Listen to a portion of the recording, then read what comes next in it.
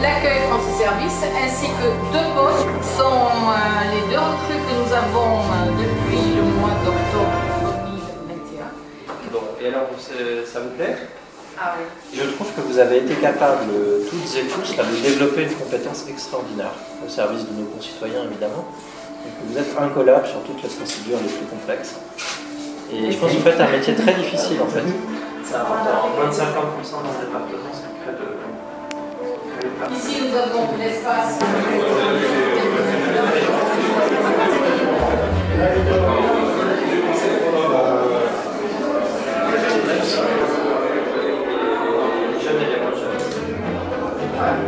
Au moins, on a eu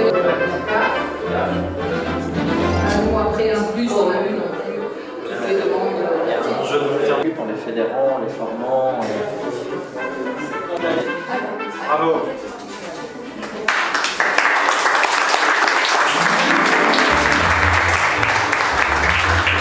Entre la conception et la réalisation, 18 mois se sont écoulés.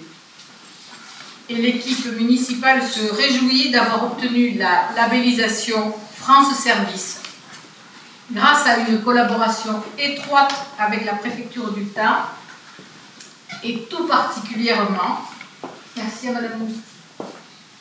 C'est donc avec grand plaisir que nous vous accueillons aujourd'hui à Dournes pour l'inauguration de la maison France Service. 2 agents, Aïni et Christelle, ont reçu la formation et sont disponibles pour aider nos concitoyens. Une réponse immédiate et précise est apportée en toute confidentialité.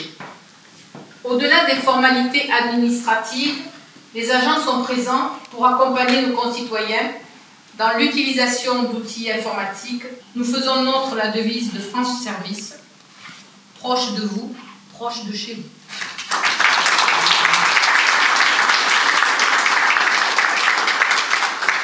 La décision du président de la République de créer ces maisons France Service, d'en créer une par canton. Je crois que le Tarn, monsieur le préfet le dira, est encore mieux disant puisque nous avons plus d'une maison France Service à terme qui sera présente sur le territoire du Tarn, et je crois qu'il faut le souligner. Et bien, ces maisons France Service, c'est une question de justice sociale et une question de justice territoriale. Dournes et Madame le maire, c'est la 21e France Service qui est inaugurée. J'étais à Groyer il y a quelques jours. J'en ai encore quelques-unes cette semaine devant moi. L'objectif, c'est 25, dont une à la sous-préfecture de Castres, puisque j'applique la méthode de l'ouverture au public également au service de l'État. Alors, merci beaucoup pour cet investissement humain, surtout, financier également, parce que l'État avait besoin d'avoir les collectivités territoriales à ses côtés pour réaliser ce tour de force.